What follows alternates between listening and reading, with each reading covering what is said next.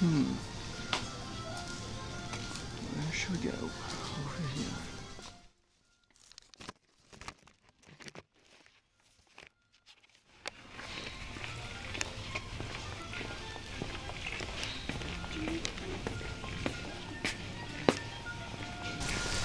We have ways of making you cook. Now, what I've got to do here is record the audio again because I wasn't talking loud enough. Now, these zucchinis, or courgettes as I call them. Yep, that's done. Stop touching them. Now, they're plum tomatoes. That's pasta. That's ricotta cheese.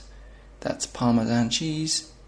That's mozzarella cheese. Oh, I think that's parmesan. Okay, let's cook. And so, the first thing we have to do is preheat the oven. Is that 200? I can't see. 200. And turn it on, obviously. And get it going. And then you need to nicely, finely chop up some garlic. The amount you like. Get some oil, like this. Put it in a pan, like so. That's pretty good. Make sure it's nice and hot.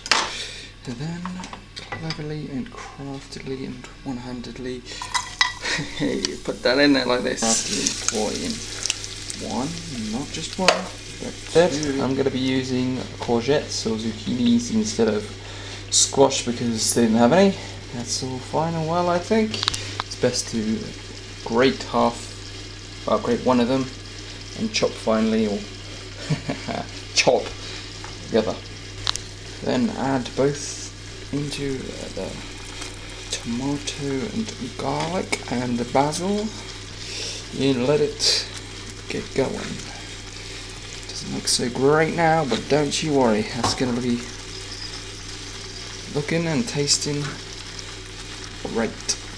Okay, so this needs to simmer for around 30 minutes so everything gets nicely cooked. And we're nearly there. Only 5 more minutes and this is going to be ready to go. While we wait, we can oil up the dish which it will be going into. Put the oil in and make sure it goes all around. All up the sides, all over the place. All greased well and will stick. That's the plan.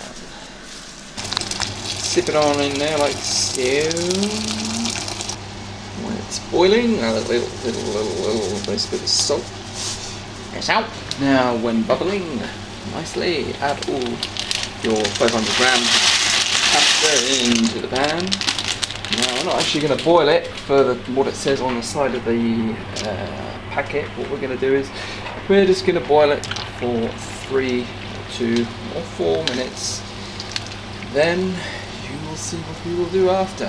While you're waiting for everything to boil here, add 5 tablespoons of ricotta, which just happens to be the whole of the tub.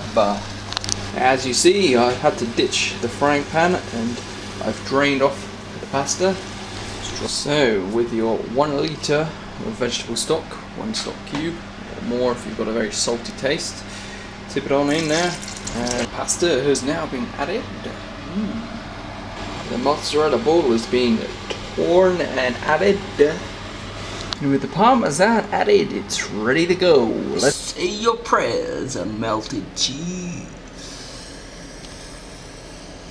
There it is, all finished and complete and ready to eat. Let's eat some of this and see what it's like. Okay, so here it is. It's basically impossible to get it out in one piece, as you can see. But it actually tastes really great. It could do with a bit more salt. Yeah, it's good. I'll eat it again. I hope you give it a go. Thank you, Jamie Oliver.